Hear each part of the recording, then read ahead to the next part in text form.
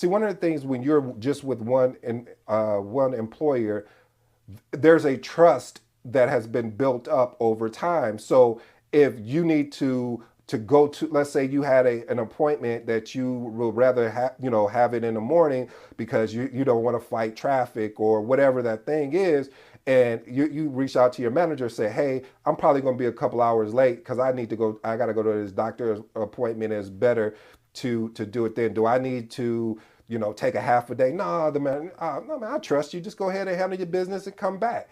Where a new employer, there's going to be an expectation of, man, you just got here and you're already trying to, leave and go somewhere. And, why couldn't you schedule that after work? So it's things like that that's going to come up that I want to prepare you for, family. So here's some actionable tips. Establish a clear boundary between work and personal life. You want to be able to utilize companies' flexible work arrangement if it's available. And then regular assess and communicate your workload to prevent burnout. Let's move on to point number 8.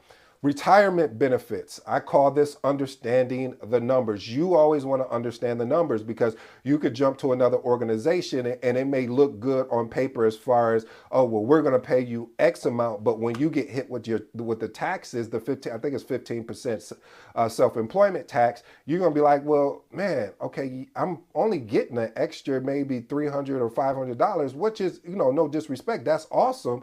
But you're taking on much more responsibility. Is the trade-off worth it? You have to make the decision if the trade-off is worth it, because many organizations offer increase in benefits for long-term employees, such as enhanced pension plans or stock options, which can benefit you in the long-term financial planning, whatever your long-term financial planning. Would you rather take stock in an organization or would you rather go take cash? These are decisions, family, you have to make. You just can't just jump out the window, as they would say, like, oh, I'm out because they're offering more money. Okay, great. But what does that look like? What does these benefits look like? Here's an actionable tip. Thoroughly review your company's benefit package. Even meet with HR to understand the long-term benefit accrual. And then also consider consulting a financial advisor to optimize your actual benefits. I got 2 bonuses, and as usual, family, I'm gonna let you go on your way. Bonus number 1, misalignment with company culture. I talked about this earlier. When you make that jump to another organization, there may be a mismatch between your personal values and what the organizational culture is. And this can cause discomfort and dissatisfaction. Have I lived through that? Yes. And it was very painful. It was painful because what was sold up front was not actually what I was walking into. And that's why at the beginning of this episode, I put that disclaimer in there, because what I would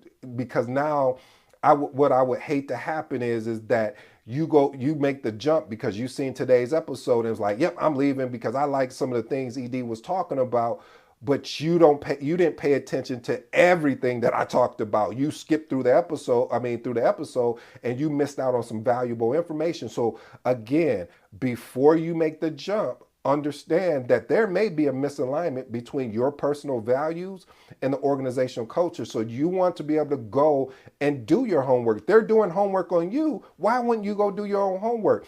Go look on Glassdoor. Go look on Trustpilot. Go look on, if you're on Indeed, click it. I think they have like reviews. Click on that and see what people are saying. If you start seeing some of the same information, they said we're supposed to work from 8 to 5, but 8 to 5 is turning from 8 to 8 on a day-to-day basis, and you see that, consistently, you need to make a decision. Because if you don't, what you would hate to happen is, again, you get there and you realize, oh man, I should have either stayed where I was at, or now I'm stuck in a position where I got to quickly find another opportunity. And then it goes back to what I was talking about, the perceived risk from future employers. You just made the jump and now you jump into another organization like right away. They're going to be like, well, why were you at this organization for a month and it wasn't a contract. You weren't a consultant. So I'm confused. So again, family, make sure you do your thorough research. Make sure, I'm going to say it again. I know people be like, why is he keep repeating this up? Because I made the mistake. I don't want, please learn from this is why I do this. I do this so you can learn from the mistakes that I made along in this journey, because if I can help one, I would rather help 1,000 people understand that yes, this is a beautiful career. However, if you make these certain mistakes, yes, you can bounce back. And if I had this information, if I had somebody that was delivering this information to me, I would have took that consultation, said, okay, let me make sure I do my thorough research on the organization. Let me start reaching out to people on LinkedIn that is already part of the organization to see if it's a good fit or not. And when I get to that interview, I'm not going to allow them to wait until give me 5 minutes to ask questions. I would say, hey, can we set up another interview, because I have a lot of questions. Because that's another thing. I wasn't even thinking about this, but now I'm on my rant, so I got to keep going. Is the fact of it is, family, is that you want to have some thorough questions ready to go, because again, you need to understand that just as much as they're interviewing you, you are also interviewing them. And if you don't ask the right questions, they're not going to reveal their hand to them, just like you're not going to reveal your hand to them, especially if you're coming from another organization that now you want to come to their organization, you're asking for a bump in pay. They may say, well, how much, were you making previously? Again, that is not any of their business. Just like if you don't ask the right questions, it's none of your business because you didn't ask the right questions. So I say all that to say, here's some actionable tips when you're in a misalignment with company culture. You need to communicate your career goals and preferred project types to your supervisor. You want to seek opportunities to shadow or assist on desired project types. A lot of people always ask me, how do I get started in this thing called project management? I say, if you're working a job and there are project managers there, you need to go build a relationship with them. Hey, can I shadow you? Because I'm thinking about going into this career. Would you be open to me joining some of your meetings, having just conversations with you? Now, I will say this. I've had this happen where people wanting to shadow me or wanting me to coach and train them. And what irritates me the most is when you're coming to me asking me for my consultation and then you decide to go do it your way.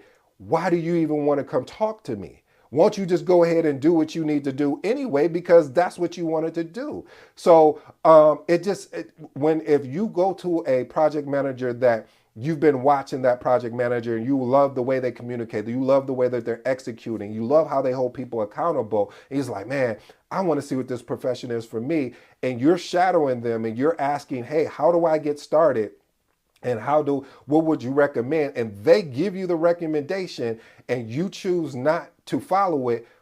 Why did you waste that person's time? Matter of fact, why did you waste your time? You could have just continue to go down that path and bump your head and figure it out on your own. So again, family, if you reach out to a project manager that you're watching and you admire, make sure that you listen to their consultation and you go and execute on their consultation. Because if you don't, I'm telling you, I'm telling you from experience, I'm not going to want to deal with you or work with you. And it's no disrespect. It's just that I don't want to waste your time, nor do I waste my time, because the time that I'm giving you, the time I'm sitting down with you after a meeting to say, hey, let me explain why I led this meeting this way. Let me show you why I was aggressive in this conversation aggressive in creating conflict because the team was X, Y, and Z. If you don't want to listen to that and understand what the reason, the purpose, and the why behind it and my strategy, why am I wasting my time with you?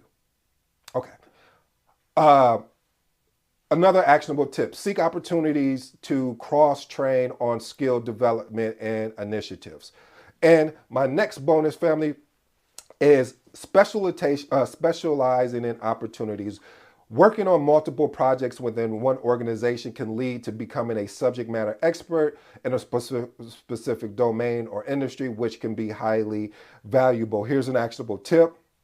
Find ways that you can contribute to the organization, whether that's mentorship, coaching, or anything like that. Like I mentioned before, you want to work with people that want to work with you. You want to, and one of the things, I know I went on my rant again earlier, but I'm really passionate about this thing called project management.